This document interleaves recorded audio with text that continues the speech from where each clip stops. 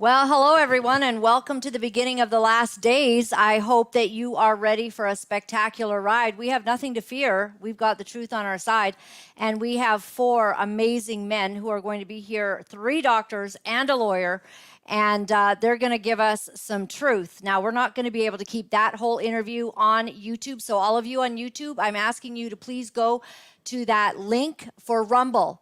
We get to tell the truth on some other places. We want to be respectful of YouTube's desire to kind of just only let their viewers see a few things. Hopefully they won't knock me off for saying something like that. So ever since my dad passed away just a little bit over a year ago, I inherited his Bible.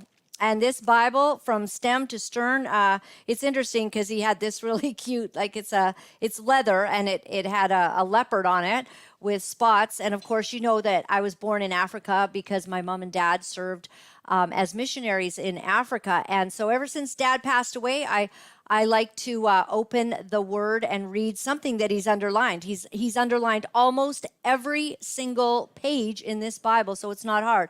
So today, my eyes fell on something I think very, very important, and I think it sums up basically the elites and the rulers of darkness in this world, those who have succumbed to hurting humanity rather than standing for what's right. They have accepted bribes. They have sold their souls for something earthly, and one day there will be a judgment. So I opened the Bible to Romans 1, verse 28. My dad's underlined this. And even as they did not like to retain God in their knowledge, God gave them over to a reprobate mind to do those things which are not convenient. That's a very cool Old English way of saying not very good what they've been given over to. God has given them over to a reprobate mind. Do you think that God's sitting in heaven and he's all worried about what all of these deceitful, horrible people are doing? Not for a second. He's got great men on this planet that are fighting for what's right. He has his power, and with one flick of God's baby finger, in the moment he says so, this thing, it's all upside down.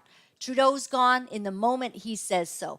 The doctors that have caused harm to this nation, those that are in charge of our medical practices and facilities and all of the, the big liaisons that they have at the top and head of our medical acumen. Well, it's all gone the moment that God says so. So I'm looking forward to that. Just before we get to our amazing guests, Coutts Border this last weekend, we realized that it's 1 year since the Great Freedom Convoy 2022, wherein I spent 5 weeks of my life, 1 week to get to Ottawa, 3 weeks there, and another week to get back home, driving through the snow. It was the most profound experience of my life. I loved it. I saw God there every single day. Well, the Coutts guys, there's 4 men in jail right now, and until they are proven guilty of something, there ought to be a trial, and they ought to be let out of jail. They are being held as political prisoners. It's a real problem. This week, take a look at this brief excerpt by Kian Bexty on what's going on. Political prisoners in Canada. It's an absolute travesty. The 1,000 people that are in this room are all here to support those men who have been held under trumped-up charges, and we demand that they be released and that freedom reign!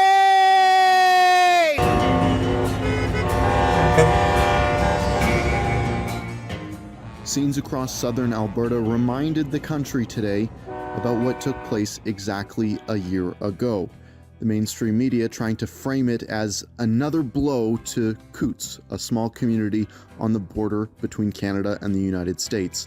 If you recall, back last year, there was a blockade here that was sending a clear message to Justin Trudeau that Canadians were sick and tired of lockdown law and health mandates.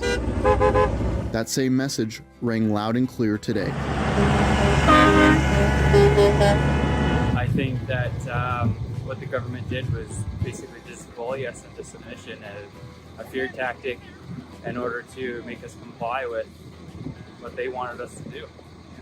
The convoy protests, both in Ottawa and in Coutts, represented a cultural shift in Canada, not only inspiring global protest against tyrannical regimes in North America and in Europe, it told a growing majority of Canadians that they were not alone when they stood against Justin Trudeau and his tyrannical policies.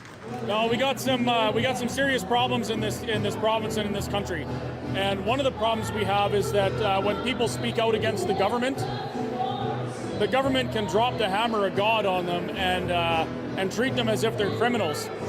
There's 4 men sitting in jail. They've been in jail over a year, and they're being treated as if they're guilty without ever having a trial. And I find it like it's absolutely insane that this is happening. And I think what's even worse is that people are allowing it. And Canada's kind of following suit with what the U.S. has done as well with their political prisoners. So the world seems to be working in unison against the people and against humanity. One final clip, really short one from Joe Biden. It never seems to end. I guess they are not going to end the COVID emergency until May 15th. Take a look. What's behind the decision to end the COVID emergency, Mr. President? What's behind your decision to end the COVID emergency? COVID emergency will end when the Supreme Court ends it. We've extended to May the 15th to make sure we get everything done. That's all. There's nothing behind the wall.